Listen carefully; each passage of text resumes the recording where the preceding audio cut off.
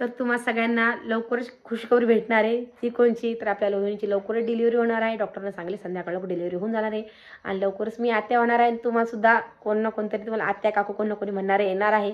तर आता मी वाट बघते, तुम्ही सुद्धा वाट. तर नमस्कार सगळ्याला, कशा आहात सगळेजण? मस्त असणार आहे. तर तुम्ही म्हणसाल ताई तुम्हाला ओम भैयाचा नाभायाचा व्हिडिओ बघितला असणार आहे की त्यांना रात्री 12 वाजता दवाखान्यात जाणं पडलेलं आहे. तरी अजून काय आपल्या रोहिणीची डिलिव्हरी झालेली नाही आहे. आता होणारच आहे लवकरच. तर लवकरच खुशखबर तुम्हाला सुद्धा भेटणार आहे आणि मला सुद्धा भेटणार आहे, कारण की मला अजून एकदा आत्या व्हायचं हे होणार आहे, म्हणजे अजून एकदा आत्या होणार आहे म्हणून. तर तुम्हाला सगळं माहितीच आहे. आपली रोहिणीचं अचानकच म्हणजे तिच्या अंगावर चालू झालं होतं. संध्याकाळी जेवण खाऊन केलं, म्हणजे संध्याकाळी तरी मला त्यांनी 10 साडेदहा वाजता फोन लावला. तर मी त्याच्याशी बोलले, हिच्याशीसुद्धा बोलले, आपल्या रोहिणीशीसुद्धा बोलले मी. तर स्वयंपाक गिपाक केलं तर त्यांनी मस्त जेवण खाऊन केलं ते. आणि जेवण खाऊन केलं आणि अचानकच रात्री समजा झोपायला जायचं तर ती बाथरूमला गेली. बाथरूमला गेली, तिच्या अंगावर थोडंफार ब्लडिंग चालू झाली ती. मग थोडंफार म्हणजे चालूच असतं ना, पण आताच्या पोरी कशा आहे की बाबा थोडंफार झाले की आता मेन म्हणजे आपलं यूट्यूब. आता तुम्ही म्हणता आता यूट्यूब कसं, तर आपण काय करतो किंवा थोडंसं काय झालं की आपण यूट्यूबवर सर्च करतो. यूट्यूबवर सर्च केलं त्यातलं आपल्याला माहीत पडते की अशानं असं होतं, तशानं तसं होतं, असं चालूच राहतं. आणि आपल्या जुन्या काळातल्या बाया कशा करायच्या की बा भरपूर अंगावर चव जाय आणि मग त्या घरीच डिलिव्हर होत जाय. पण आता तसं नाही आहे, कारण की छोट्या छोट्या वस्तू असते का आपण त्या यूट्यूबवरती शेअर करतो. तर तसंच ते यूट्यूबवर सुद्धा तिने तेच बघितलं होतं की बा आपल्या अंगावरचं चालू झालेलं आहे. तर अंगावर चालू झालं म्हणजे लगेच आपण भरती होऊन जा आणि आपली डिलिव्हरी लगेच होती. पण कधी कधी असं काय असतं की बा कोणी कोणी लेडीज अशा असतात की त्यांना जेव्हा म्हणजे अचानक पोटसुद्धा दुखायला लागतं, कंबरसुद्धा दुखायला लागते आणि डिलिव्हरीसुद्धा म्हणजे जर आपली डिलिव्हरी होत नाही तर बाळ पुरं कोरडं असतं, म्हणजे खूप त्रास होतो तशा बायकाले. तशातून मी सुद्धा आहे, मला खूप डिलिव्हरीचा त्रास होतो. पण रोहिणीचं कसं आहे की बा तिले म्हणजे अंगावर चालू झालेलं आहे आणि अंगावर चालू झालं की ते कसं म्हणता की बा अंगावर चालू झालं की लगेच डिलिव्हरी होती असं म्हणता. पण फार तर फार तिले म्हणजे तिला बसायला सुद्धा त्रास होतोय. आणि तुम्ही म्हणता तर एवढं काही झालेलं आहे, तुम्ही एवढं काही सांगायला तुम्ही का बरं नाही गेल्या, ते सुद्धा तुम्हाला रिझन सांगते मी की का नाही गेली म्हणून. तर तुम्हाला तर माहिती आपल्या सानूचा पेपर आहे 21 तारखेला आणि रोहिणीची डिलिव्हरीसुद्धा आहे. पण आई मला म्हणे की तू राहू दे म्हणे, कारण की पेपराचं सुद्धा अर्जंट आहे, डिलिव्हरीसुद्धा अर्जंट आहे.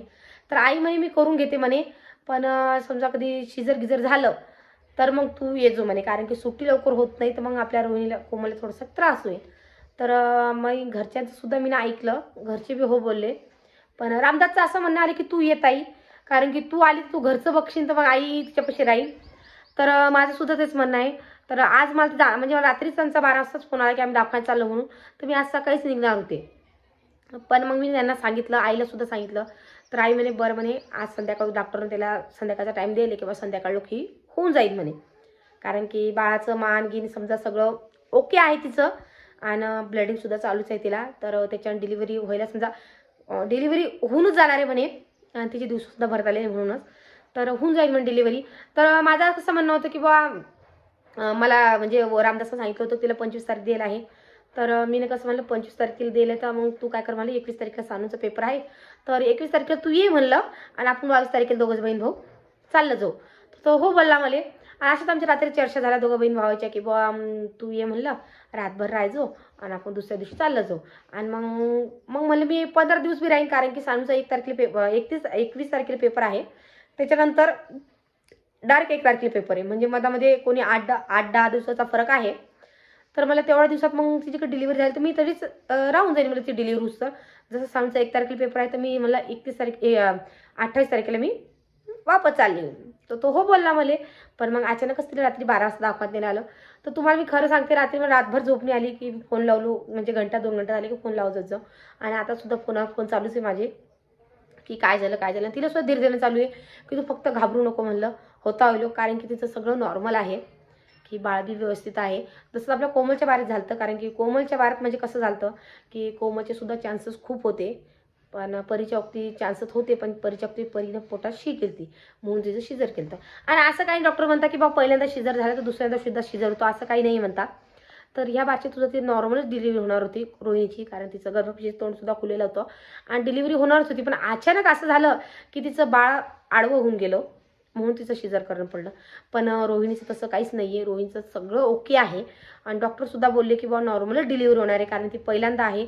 तर आता बघू आता तर म्हणजे होयासोबती आहेच ती. आणि जसं मला माहीत पडलं तसं तुम्हाला मी कळवीनच की काय झालं. फक्त तुम्ही आता एक काम करा, सगळेजण आपल्या देवापाशी प्रार्थना करा. आणि मी सुद्धा करतच आहे प्रार्थना देवापाशी. आणि किंवा आपली रोहिणीची नॉर्मल डिलिव्हरी हो आणि जे आपल्याला पाहिजे तेच व्हावं, माझं सुद्धा म्हणणं आहे. आणि मेन म्हणजे कारण की ती तसं पाहिलं तर कसं ती पहिल्यांदाच आहे आणि पहिल्यांदा असल्यामुळं आणि तिचं कसं म्हणजे लवकर दिवस राहून गेले. तिला कसं कोणा लेडीचं कसं असतं की 12-12, 2-2 वर्ष लेकरू होत नाही आणि तिला लग्न झाल्याने लगेच दिवस राहून गेले. आणि असंच माझं असं म्हणजे माझ्या मुलीसारखी आहे ती, असं काही म्हणणार नाही मी, कारण की माझ्या सानून काय 2-3 वर्षांनीच ती मोठी आहे, म्हणून मला काही एवढं हे वाटत नाही. तिला मुलीसारखंच सांगते मी. आणि मला सुद्धा जाणवतं हेच कारण आहे, कारण की 10वीचे पेपर चालू आहे ना, म्हणूनच. आणि तुम्ही सांगा 10वीचे पेपर चालू आहे, घरचं काम करणं आणि समजा घरचं काम करणं, पेपर लिहिणं, अभ्यास करणं, खूप टेन्शनचे 10वीचं. खूप 10वीत खूप टेन्शन असतं ना. त्याच्याकरताच मी तिला म्हणलं की बुवा जर कधी समजा आज समजा ती नॉर्मल डिलिव्हरी झाली तर बरं आहे, पण जर का शिजर झालं तर मग 2-3 दिवसाकरता का होईना मला तिथे जाणं पडेल. तसं आता आज बघू आपण वाट बघणंच आहे आजचे दिवस. आजच्या दिवस जर ती संध्याकाळ लोक ती नॉर्मल डिलिव्हरी झाली तर बरं आहे, पण मग नाहीच काही झालं तर मग त्याला शिजर करणं साहजिक आहे. तर माझं असंच म्हणणं आहे देवापाशी, तुम्ही सुद्धा प्रार्थना करा, मी सुद्धा प्रार्थना करते की आपल्या रोहिणीची डिलिव्हरी नॉर्मल हो. शिजरचं काम नाही पडलं पाहिजे, कारण की शिजरचा खूप सारा त्रास होतो आणि अखेरपर्यंत त्रासच राहतो, कारण की त्या बाईला उचलता येत नाही, खाता येत नाही. आणि मेन म्हणजे दुसऱ्या बाळाच्या बाबतीतसुद्धा त्रास होतो. आता तुम्ही म्हणता ताई तसं काही नसतं, पण तसं नाही, असं नाही आहे. कोणाकोणाला त्रास होतो आणि कोणाकोणाला नाही होत, कारण की आमच्या गावात शेजारीच आमच्या एका बाईची डिलिव्हरी झाली होती आणि त्या बाईला मुलगा झाला होता. आणि मग त्याच्यानंतर 3 वर्षानं आपला रुद्र एवढाच आहे, तो रुद्र, तो मुलगा 2 महिन्यानं मोठा आहे आणि आता डबल तिला दिवस राहिले. तर तिला 7व्या महिन्यामध्ये म्हणजे तिला असं ते टाके मारले असता की ते टाके असे ताणतच जाय, म्हणजे तिला त्रास होता, काम करता करता त्रास होतच जायचा, त्रास त्या आहे ना, म्हणजे तिचे ते टाके आहे ना, ते टाके असे उरल्यासारखे वाटतच जाय, तिला खूप गांजत जाय. तसंच माझं सुद्धा असं म्हणणं आहे की बाबा सहसा नॉर्मल डिलिव्हरी झाली पाहिजे. आम्ही रोहिणीच्या कोमलच्या बाबतीत आम्ही वाट बघितली, पण ते कोमलचं एवढं शक्यच नव्हतं, म्हणून आम्हाला शिजर करणं पडलं. आणि अचानकच मला माहिती आहे डॉक्टर लोक सहसा शिजर करत नाही, पण त्याच्यानं नाहीच जमलं तेव्हाच ते शिजर करता. तर आता माझं सुद्धा असंच म्हणणं आहे की बाईचं शिजर नाही झालं पाहिजे आणि नॉर्मल झाली पाहिजे, काय बी हो असं नाही आहे. आणि अजून एकदा सांगतो, मला मी जाणार होते, पण हेच कारण आहे 10वीचे पेपर चालू आहे म्हणून. आणि आता 10वीची पर्यंत तरी आता मी 2-3 दिवसात जर का शिजर काही झालं 2-3 दिवसाकरता का तिची काढून देणंच पडणार आहे मला, कारण की आपल्याशिवाय ते दुसरं कोणी विचारिलं आहे आणि तिच्याशिवाय मला सुद्धा कोणी. तर 2-3 दिवसाकरता का जायलाच पडेल, कारण की पिऊची तब्येतसुद्धा नाजूक आहे, म्हणजे पिऊ बिमारच पडते सदाकडे. आणि तिच्या मागं सुद्धा समजा कोमल घरचं करीन की दाखवायला डब्बा देईन की आई कुठं हिंडीन, त्याच्याकरताच मी म्हणलं की बा आता तिला डिलिव्हरी समजा झाली तिची नॉर्मल, तर मी सध्या काही जाणार नाही. मी तिचा एक पेपर होऊ देईन सानूचा आणि मगच जाईन मी. शुक्रवार तिचा पेपर आहे 21 तारखेला. पेपर झाला की मग मी शनिवारी जाईन, म्हणजे आजच्या 8 दिवसा. पण जर का शिजर झालं तर उद्या चाली जाईन मग मी, कारण की तिच्यासाठी जाणंच भाग आहे. दिनात 2-3 दिवस तिची काढून देणं पडणार आहे ना, तर मला जाऊन या एकदा. तर माझं असंच म्हणणं झालं. आणि तुमची दाजीसुद्धा हेच मला म्हणले की बा, आणि तुम्हाला मेन म्हणजे तिच्यापेक्षा मला खूप टेन्शन आलं, कारण की रातभर मी झोपले नाही, कारण की फोनवर फोन चालूच होता, कारण खूप टेन्शन आहे हे डिलिव्हरीचं. जोर ते पोटातून पडत नाही तोवर खूप विचार करणं पडतो. आणि तिच्यासाठी थोडंसं मन दुखतं आपलं की बा पहिल्यांदा आहे आणि समजत नाही ना समजा एवढं. आणि त्याच्यामध्ये आपला रामभाईचा व्हिडिओ तुम्ही बघितलाच नाही, रामदासचा चेहरा कसा, तो एकदम घाबरून गेला. आणि म्हणजे मला असं झालं की काय करा काय नाही म्हणून समजा नाही, मला इकडं बी तसं झालं आणि तिकडं तसं झालं. तर या परिस्थितीमध्ये मला आता जर का जाणं पडलं उद्या जाईन मी. आणि जर का नॉर्मल डिलिव्हरी झाली, मग तर असं म्हणणं जायचं काही नाही एवढं विशेष हो. माझं असं म्हणणं आहे की नॉर्मल डिलिव्हरी झाली पाहिजे, काही हो, पण देवाला मला नॉर्मल डिलिव्हरी दे. आणि तुम्ही सुद्धा प्रार्थना करा लवकर डिलिव्हरी होणार आहे. आणि तुम्ही सुद्धा वाट बघा, मी सुद्धा वाट बघते, कारण की आज संध्याकाळ तिची डिलिव्हरी होऊन जाणार आहे. डॉक्टरने तसं सांगितलेलं आहे की ती नॉर्मलच होईल म्हणून, पण ते आईटावर कोणी सांगू शकत नाही ना. आणि माझं तर असं म्हणायचं नॉर्मल झाली पाहिजे. तर चला मग आता व्हिडिओ काही जास्त मोठा नाही करणार, पण अजून एकदा सांगते, सगळ्यांना रिक्वेस्ट करते मी की तुम्ही फक्त आपल्या रोहिणीसाठी प्रार्थना करा. गरीबाची लेकरू आहे म्हणून प्रार्थना करा सगळेजण. अजून सांगते, माझं एवढं म्हणायला तेवढं हे करा, कारण की लवकर सुकर डिलिव्हरी होऊन जाईल तिची. आणि म्हणताना एकाच 100चा लय फरक पडतो. तर आमच्या सगळ्याचं चालू आहे आणि आज सगळेजण घरीच आहे. आणि सगळेसुद्धा विचारच पडलेला आहे, काय होईन काय नाही, काय होईन काय नाही. सगळे तेच चालू आहे आमच्या घरी. तर बघू आता, समजेनच. आता वाजले 4, मला पाहू वाट. आणि आज म्हणजे व्हिडिओ करायचा काहीच मूड नव्हता माझा की व्हिडिओ करू दे म्हणून. पण मेन म्हणजे व्हिडिओ कशासाठी केला मी, की बा तुमचाही सपोर्ट आम्हाला पाहिजे असा, कारण की तुम्ही जे प्रार्थना करसान ते आपल्या रोहिणीला खूप चांगलं फळ मिळणार आहे. म्हणून म्हटलं चला एवढा एक व्हिडिओ करू द्या आणि तुमच्यापर्यंत ही माहिती पोहोचू द्या की तुम्ही प्रार्थना करा आपल्या रोहिणीसाठी लवकर डिलिव्हरी हो म्हणून आणि बाळ सुखरूप हो.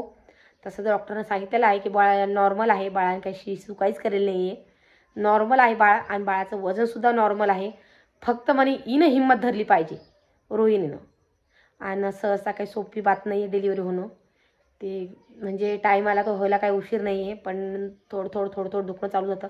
आणि मेन म्हणजे तिला ब्लडिंग चालू झाली ना, त्याच्यानं ते घाबरून गेले ते की बा काही रिकामी काम नाही झाले पाहिजे, कारण की ब्लडिंग झाल्याच्यानंतर लेकरू कोरडं पडतं ना, तसं काही झालं नाही पाहिजे. पण डॉक्टर म्हणजे तिच्या पोटात भरपूर पाणी आहे, म्हणजे टेन्शन काही घेऊ नका तुम्ही. आणि तिच्या आम्ही होतो आलो नॉर्मल डिलिव्हरी करू. तर चला मग आता मी सुद्धा एकदा फोन लावून बघते त्यांना, कारण की खूप अशी टेन्शन येऊन गेलेले आहे मला. आणि मला धंदासुद्धा सुसार नाही. स्वयंपाक केला पण काही नाही, एकच पोळी खाल्ली सकाळी, कारण धकतच नव्हतं. तसंच मनात विचार यायला लागला की काय होईन काय नाही, काय होईन काय नाही. आणि पोरीसुद्धा ते चालू आहे, काय होईन काय होईन काय होईन काय, म्हणजे नाही सुचत ना कोणी दाखवायचं असलं तर. मी एकदा फोन लावून बघते त्यांना आता काय झालं काय नाही तर. आणि जसं मला माहीत पडेल तसं तुमच्यापर्यंत कळवीन मी. तर चला मग सगळ्यांना अजून प्रार्थना करा सगळेजण. आणि चला श्री स्वामी समर्थ महाराजांना प्रार्थना करते मी सुद्धा की माझी रोहिणी लवकर मोकळी होऊन.